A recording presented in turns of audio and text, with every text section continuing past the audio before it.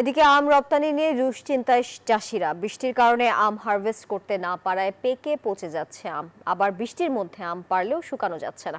বিস্তারিত জানাতে রাজশাহী থেকে এবারে যুক্ত হচ্ছেন সহকর্মী মতিউর মর্তুজা। মর্তুজা, আম রপ্তানি নিয়ে বাগানীরা কি বলছেন?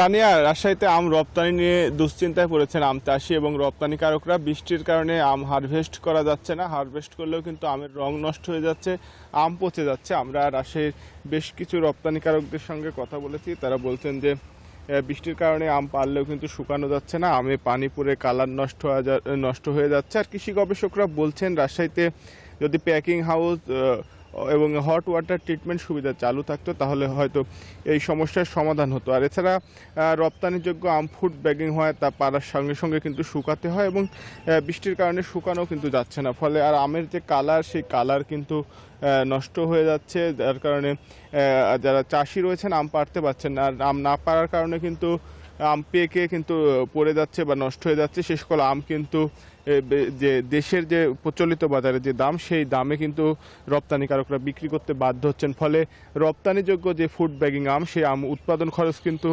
স্বাভাবিকভাবে যে সকল বাগান থেকে আম উৎপাদন করা হয় তার চাইতে অনেক বেশি।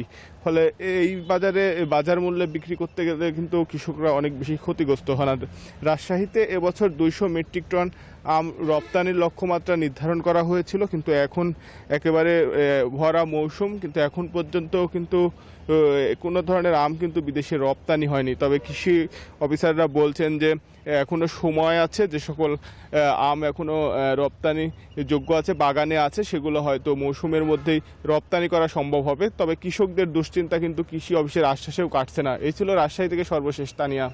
মর্তুজা, আপনাকে ধন্যবাদ যুক্ত থাকার জন্য। বান্ডেল থাকলে প্রতি সেনমানিতে টাকা বাঁচবে। বিকাশ সেনমানি বান্ডেল কিনে জিতুন প্রতি লেনদেনে।